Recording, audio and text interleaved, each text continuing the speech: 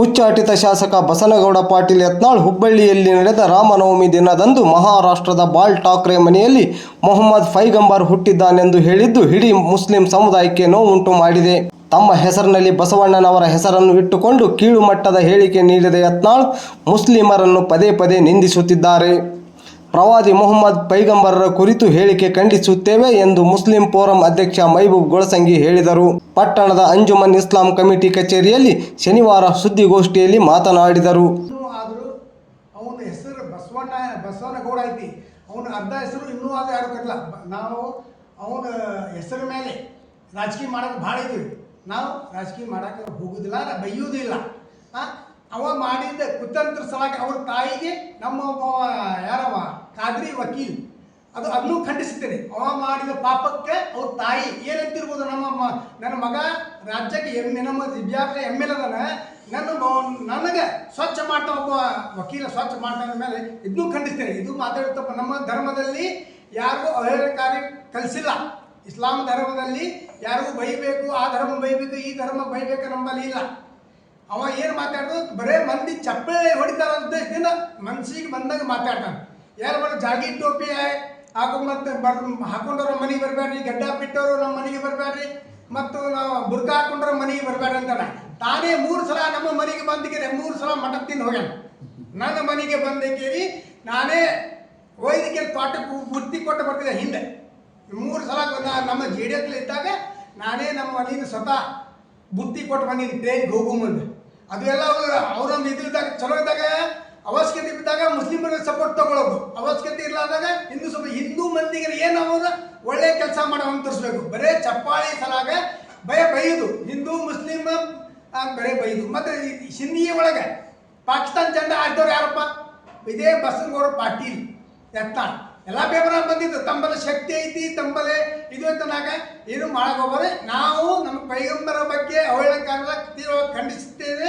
ಮತ್ತು ಅವರಿಗೆ ನಾವು ಇನ್ನೊಮ್ಮೆ ಪೂರ್ವಭಾವಿ ಸಭೆ ಕರೆದಿದ್ದೀರಿ. ಇದೇ ಸಂದರ್ಭದಲ್ಲಿ ನ್ಯಾಯವಾದಿಗಳಾದ NR ಮೊಕಾಶಿ ಮಾತನಾಡಿ, ಉಚ್ಚಾಟಿತ ಯತ್ನಾಳರಿಗೆ ಈಗ ಯಾವ ನೆಲೆಯೂ ಇಲ್ಲ.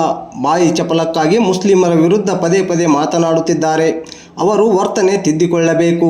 ವಿಜಯಪುರದಲ್ಲಿ ನಡೆದ ಮುಸ್ಲಿಂ ಮುಖಂಡರ ಸಭೆಯಲ್ಲಿ ಯತ್ನಾಳರನ್ನು ಮುಗಿಸುವುದಾಗಿ ಎಲ್ಲೂ ಹೇಳಿಲ್ಲ. ಅವರ ಹೇಳಿಕೆಯನ್ನು ಖಂಡಿಸಲಾಗಿದೆಯೇ ಹೊರತು ಅವರಿಗೆ ಯಾವುದೇ ಬೆದರಿಕೆ ಹಾಕಿಲ್ಲ.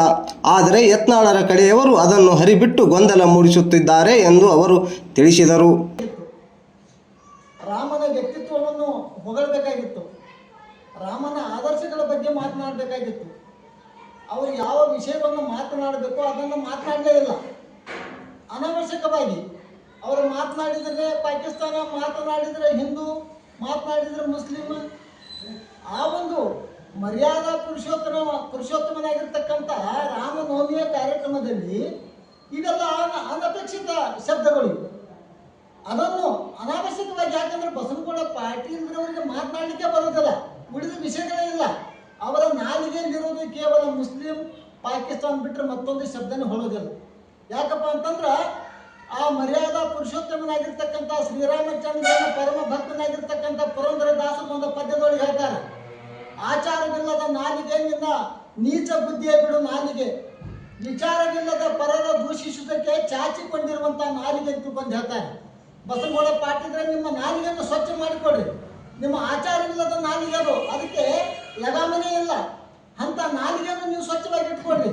ಯಾಕಪ್ಪ ಅಂತಂದ್ರೆ ಇವತ್ತ ನೀವು ಕೇವಲ ನಮ್ಮ ಪ್ರವಾದಿಗಳನ್ನು ಎಲ್ಲಿ ಯಾವ ಬಾಲ ಠಾಕ್ರೆಯವರ ಮನೆಯಲ್ಲಿ ಹುಟ್ಟಿದ್ದಾನೆ ಅನ್ನೋದಕ್ಕಿಂತ ಹೆಚ್ಚಾಗಿ ನಿಮ್ಮ ಹೊಲಸು ನಾಲಿಗೆಯಿಂದ ನಮ್ಮ ಪ್ರವಾದಿಗಳ ಹೆಸರು ಬಂತಲ್ಲ ಎನ್ನುವಂಥ ಖೇದ ನಮಗೆಲ್ಲರಿಗೆ ಆಗಿದೆ. ನಮಗ ಅಲ್ಲಿ ಹುಟ್ಟಿ ಅದು ಈಗ ಅಲ್ಲಿ ಎರಡನೇ ಮಾತು, ನಿಮ್ಮ ಅಪವಿತ್ರವಾಗಿರ್ತಕ್ಕಂಥ ನಾಲಿಗೆಯಲ್ಲಿ ನಮ್ಮ ಪವಿತ್ರ ಪ್ರವಾದಿಗಳ ಹೆಸರು ಬಂತಲ್ಲ ಎನ್ನುವಂಥ ದುಃಖ ನಮಗೆ ಹೆಚ್ಚಾಗ್ಯದ.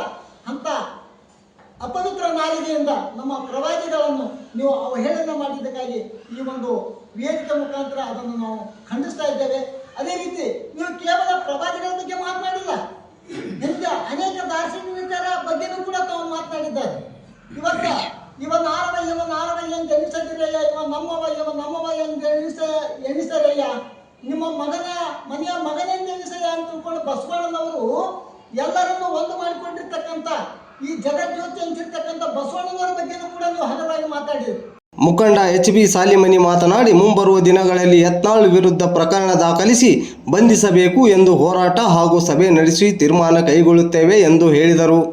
ಮೌಲಾನಾ ಹುಸೇನ್ ಉಮ್ರಿ, ಇರ್ಫಾನ್ ಕೂಡ್ಗಿ, ಅಂಜುಮನ್ ಮಾಜಿ ಅಧ್ಯಕ್ಷ ಅಲ್ಲಾಬಕ್ಷ್ ನಾಯ್ಕೋಡಿ, ಫಾರೂಕ್ ಚೌಧರಿ, ಮಲ್ಲಿಕ್ ನದಾಫ್, ಸಿರಾಜ್ ಮೊಮಿನ್, ಸಮೀರ್ ಹುಣಸ್ಗಿ, ಹುಸೇನ್ ಮುಲ್ಲಾ ಮೊದಲಾದವರು ಪತ್ರಿಕಾಗೋಷ್ಠಿಯಲ್ಲಿ ಹಾಜರಿದ್ದರು. ಒಂದು ಧರ್ಮದ ಗುರುಗಳು ಪ್ರವಾದಿಗಳ ಬಗ್ಗೆ ನೀವು ಹಗುರವಾಗಿ ಮಾತಾಡುವಂಥದ್ದನ್ನ ನಾವು ತಿಳ್ಕೊಂಡು ಸುಮ್ಮನಿರಕ್ಕೆ ಸಾಧ್ಯ ಇಲ್ಲ. ಇಷ್ಟೆಲ್ಲ ನಡೆದಾಗೂ ಕೂಡ ಈ ಒಂದು ಕಾರ್ಯಕ್ರಮ ನಡೆದಾಗ ಘನ ಸರ್ಕಾರದ ಪೊಲೀಸ್ ಇಲಾಖೆ ಕೂಡ ಆ ಕಾರ್ಯಕ್ರಮದಲ್ಲಿ ಇತ್ತು. ಸೋಮೋಟೋ ಕೇಸ್ ಯಾಕೆ ರಿಜಿಸ್ಟರ್ ಮಾಡಲಿಲ್ಲ ನೀವು? ಸೋಮೋಟೋ ಕೇಸ್ ರಿಜಿಸ್ಟರ್ ಮಾಡಬೇಕಾಗಿತ್ತು. ನಾನು ಸರ್ಕಾರಕ್ಕೂ ಕೇಳ್ತೀನಿ ಈ ಒಂದು ಮಾಧ್ಯಮದ ಮೂಲಕ. ಯಾವ್ದಾದ್ರು ಒಂದು ಸಣ್ಣ ವ್ಯಕ್ತಿ, ಸಣ್ಣ ಒಂದು ಹುಡುಗ, ಅನ್ಯ ಕೋಮಿನ ಹುಡುಗ ಮಾತಾಡಿದ್ನಂದ್ರೆ ಇಮಿಡಿಯೇಟ್ ಆಗಿ ಸೋಮೋಟೋ ಕೇಸ್ ರಿಜಿಸ್ಟರ್ ಮಾಡ್ತೀರಿ, ಅವ್ರ ಮನೆಗೆ ಬಂದು ಕೇಳ್ತೀರಿ. ಯಾಕೆ ಈ ದೇಶದಲ್ಲಿ ಯಾರಾದ್ರೂ ತಪ್ಪು ಮಾಡಿದ್ರೆ ಕೇಳುವಂಥದ್ದಿಲ್ಲೇನು? ಅದಕ್ಕೆ ಆಗಿ FIR ಹಾಕಾಕ ಒಂದು ಕೋಮಿನ ಜನರ ಬರ್ಬೇಕೇನು? ಸೋಮೋಟೋ ಕೇಸ್ ಯಾಕೆ ರಿಜಿಸ್ಟರ್ ಮಾಡಂಗಿಲ್ಲ ತಾವು? ಅದಕ್ಕೆ ಬಂದು ಅವ್ರು ಬಂದು ಹೇಳೋದು ಈ ಒಂದು ವಾತಾವರಣ ಏನಪ್ಪಾ ಅಂದ್ರೆ ಕಲುಷಿತ ವಾತಾವರಣ ಮಾಡಬೇಕು ಸಮಾಜದಲ್ಲಿ ಅನ್ನುವಂಥದ್ದು ಕೇವಲ ಮಾತಾಡುವಂತ ವ್ಯಕ್ತಿಯ ದುರುದ್ದೇಶ ಆಗಿದೆ. ಯಾವುದೇ ಒಂದು ಸಮಾಜ ಆಗಲಿ, ಯಾವುದೇ ಒಂದು ಧರ್ಮ ಆಗಲಿ, ಮತ್ತೊಂದು ಧರ್ಮವನ್ನು ಅವಹೇಳನ ಮಾಡ್ರಿ ಅಂತ ಯಾರು ಕಲಿಸೋದಿಲ್ಲ. ಯಾರೋ ಒಬ್ರು ಮಾಡ್ತಾರ, ಇಡೀ ಧರ್ಮಕ್ಕೆ ಬಂದತ್ತ, ಧರ್ಮದ ಮಧ್ಯೆ ಸಂಘರ್ಷ ಹುಟ್ಟುತ್ತ, ಸೌಹಾರ್ದತೆ ಶಾಂತಿ ಅನ್ನುವುದು ನಶಿಸಿ ಹೋಗುತ್ತೆ.